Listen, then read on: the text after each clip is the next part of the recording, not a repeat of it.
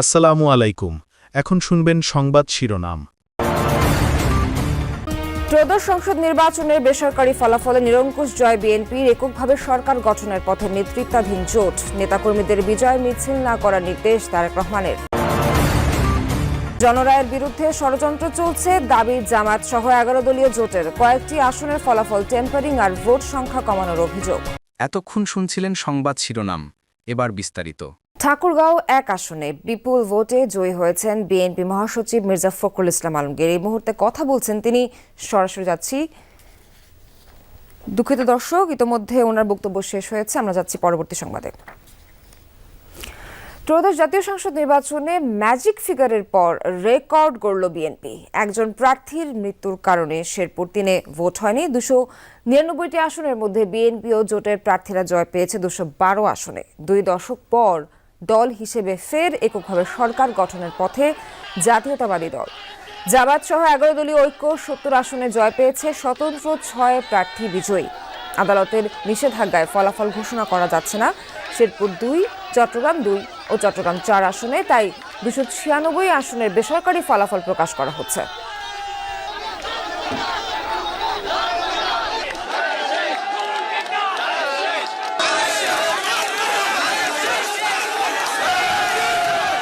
জাতীয় নির্বাচনে নিরঙ্কুশ জয় পাওয়ায় দেশবাসীকে শুভেচ্ছা জানিয়েছে বিএনপি। বিজয় উপলক্ষে নেতাকর্মীদের আনন্দ মিছিল বা সভা না করার নির্দেশনা দিয়েছে দলটি। ভূমিধস বিজয় এবং সাবেক প্রধানমন্ত্রী খালেদা জিয়ার বিদেহী আত্মার মাগফিরাত কামনায় বাদ-জুমা বিশেষ দোয়ার আয়োজন করা হয়েছে।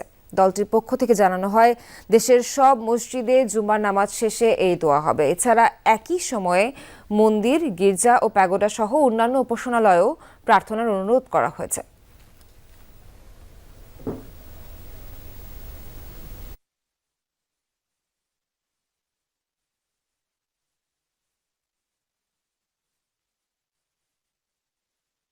ঢাকার বিভিন্ন আসনে ফলাফল প্রকাশ হবার পরপরই নেতাকর্মীরা আনন্দ উচ্ছ্বাস করেন। রাতে ঢাকা 8 আসনে মির্জা আব্বাসের বিজয়ী হওয়ার ঘোষণা আসে।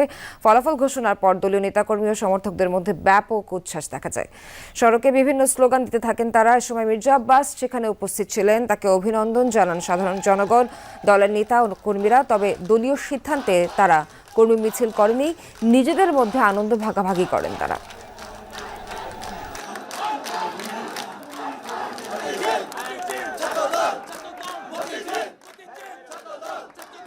নির্বাচনের ফলাফল টেম্পারিং এর অভিযোগ তুললেন এনসিপির মুখপাত্র আসিফ মাহমুদ। কেন্দ্রের প্রিজাইডিং অফিসার আটকে রেখে 11 দলীয় জোটের ভোট সংখ্যা কমানোর দাবি তার। গত মধ্যরাতে এনসিপির প্রধান কার্যালয়ে সংবাদ সম্মেলনে সব কথা বলেন তিনি। কিছু কিছু জায়গায় খুবই কম মার্জিন আমরা দেখেছি, অনেকেই হেরে গেছেন, অনেকেই জিতে গেছেন।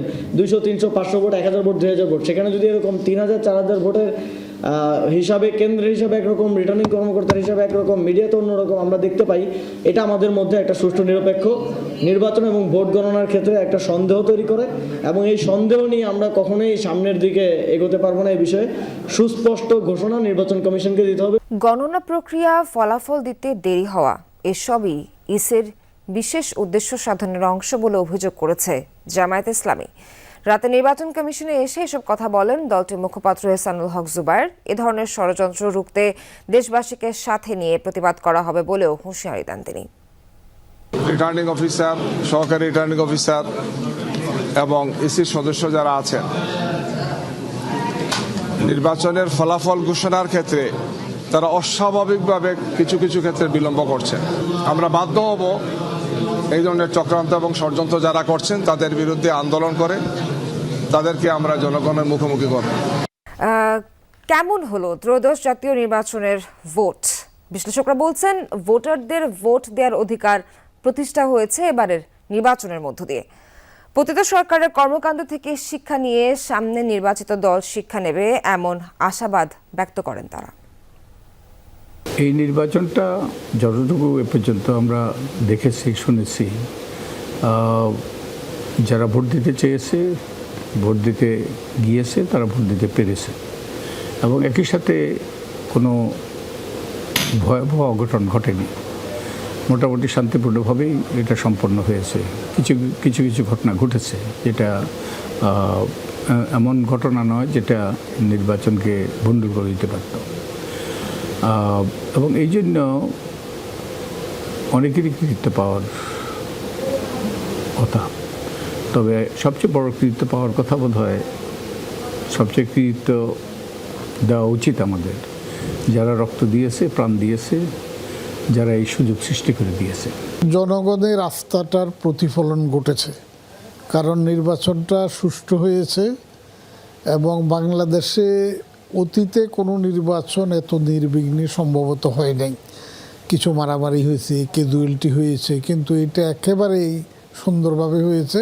ভোট দুইভাবে পর্যবেক্ষণ করেছে, একটা হচ্ছে নিজে ভোট দিতে গিয়ে, আর একটা হচ্ছে টিভির পর্দায়, টেলিভিশনে, কিছুটা সোশ্যাল মিডিয়ায় আমরা দেখেছি।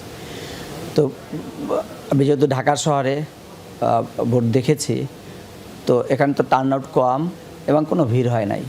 এটা যথেষ্ট শান্ত, ভিতরে এবং বাহিরে যথেষ্ট শান্ত পরিবেশ, কোনো অস্থিরতা ছিল না এবং নারী পুরুষ কারো মধ্যেই কোনো ধরনের ভয়, কোনো শঙ্কা ছিল না। এটা যথেষ্ট ভালো দিক।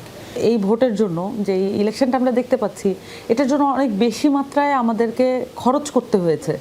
যেমন প্রাণ বলেন, পরিবার বলেন, দেশের হিস্ট্রি বলেন, আমাদের এগিয়ে যাওয়া বলেন, অনেক কিছু স্যাক্রিফাইসের পরে আসলে এই ভোট। আমি বলবো স্যাক্রিফাইসের মাত্রা আর ভোটের মাত্রাটা এক না, কারণ মানে যেটা অর্জন করেছি সেটার মাত্রাটা এক না। আমরা আরও বেশি অর্জন করতে পারতাম, ন্যূনতম এতটুকু নিয়ে আমাদের এখন সন্তুষ্ট থাকতে হচ্ছে। বিগত 3টি ইলেকশনে দেশের মানুষ কিন্তু কোনোভাবেই ভোট দিতে পারেনি, ফলে সেই সময়ের যে নির্বাচন সংক্রান্ত মানুষের ধারণা ছিল সেটাই হচ্ছে বেমালুম গায়েব করে দেওয়া হয়েছিল, যে নির্বাচন কীরকম হতে পারে বা সাধারণ মানুষের অংশগ্রহণ, নাগরিক যে তার অধিকারটাকে প্রয়োগ করবে সেটা কিভাবে করবে। জুলাই পরবর্তী সময়ে অন্তত সেটা তো ফিরে এসেছে, অন্তত ইলেকশন যে সম্ভব, ইলেকশন হবে, ইলেকশনের উপরে অর্থাৎ জনসাধারণের ম্যান্ডেটের উপরে নির্ভর করতে হবে, এই ব্যাপারটাতেও যদি আমরা সংস্কৃতি ফেরাতে পারি তাহলেও হচ্ছে বাংলাদেশ ধীরে ধীরে ঘুরে দাঁড়াবে। 15 ফেব্রুয়ারির মধ্যে সরকার গঠন হবে, ঠাকুরগাঁওয়ে নিজ বাসভবনে কথা জানিয়েছেন বিএনপি মহাসচিব মির্জা ফখরুল ইসলাম আলমগীর। দলের নিরঙ্কুশ বিজয় জনগণের ভালোবাসা বলে জানান ঠাকুরগাঁও 1 আসনে নবনির্বাচিত সংসদ সদস্য মির্জা ফখরুল। বলেন, বিএনপি জনগণের দল, ফ্যাসিস্ট শক্তির ফলে উগ্রবাদের উত্থান হয়েছে, এই কারণেই দলগুলোর উপর নিপীড়ন চালানো হয়েছিল দাবি করেন বিএনপি মহাসচিব। তবে সেই জায়গা থেকে জামায়াত ভালো করেছে বলে মনে করেন তিনি। জুলাই সনদে যা যা সই করেছে বিএনপি, ধীরে ধীরে সব বাস্তবায়ন করা হবে উল্লেখ করেন মির্জা ফখরুল। 31 দফাও পূরণ করা হবে দেন সেই অঙ্গীকার। জানান, সব দলকে নিয়ে পার্লামেন্টে যাবে বিএনপি।